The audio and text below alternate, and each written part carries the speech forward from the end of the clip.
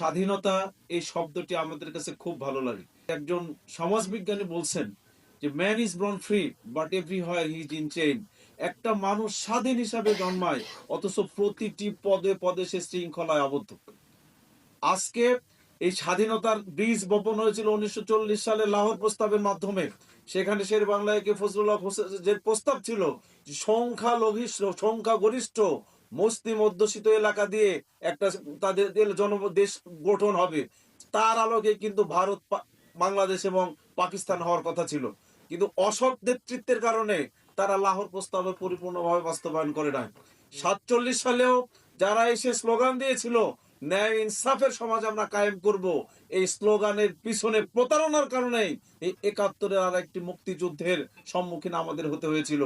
মুক্তিযুদ্ধ পরবর্তী সময়ে যে স্বাধীন নেতৃবৃন্দ যারা চলে গিয়েছে, এই নেতৃবৃন্দের অসৎ নেতৃবৃন্দ দিয়ে কখনো কোনো ব্যক্তি, দল, জাতি তো দূরের কথা, একজন মানুষের স্বাধীনতা সংরক্ষিত হতে পারে না।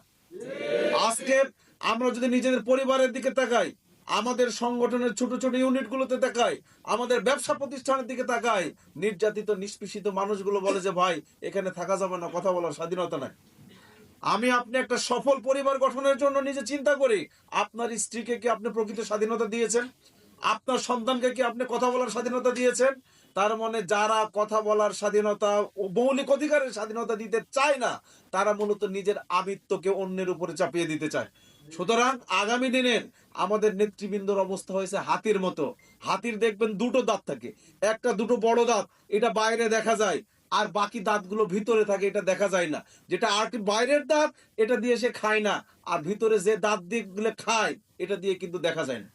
ঠিক তেমনি ভাবে আমাদের রাজনৈতিক নেতৃবৃন্দ, তারা একদিকে যেমন বলতেছে যে অক্ষরে অক্ষরে জুলাই সনদ বাস্তবায়ন করব, আবার বলতেছে যে গণভোট মানা যাবে না। আমরা মানতে চাই না 49% ভোট পেয়ে সরকার গঠন করে 70% ভোটকে যারা অস্বীকার করে, তাদের সামনের পরিণতি খুবই ভয়াবহ হবে ইনশাআল্লাহ।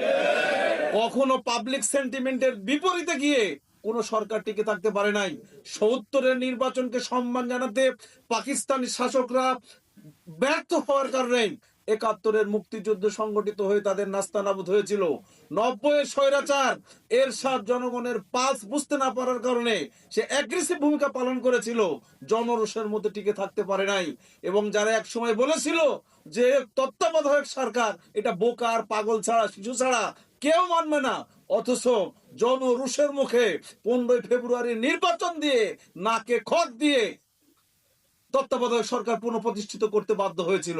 ঠিক তেমনি ভাবে হাসিনা সরকারের যেভাবে পতন হয়েছে, আমরা আবারও বলতে চাই যে 36শে জুলাইয়ের যেভাবে গণরোষে কেউ টিকে থাকতে পারে নাই, ঠিক তেমনি ভাবে 12 ফেব্রুয়ারির গণভোটের নির্বাচনের 70% সেন্টিমেন্টের বিরুদ্ধে যে শক্তি দাঁড়াক না কেন, ইতিহাসের আস্থা করে তারা নিক্ষিপ্ত হবে ইনশাআল্লাহ।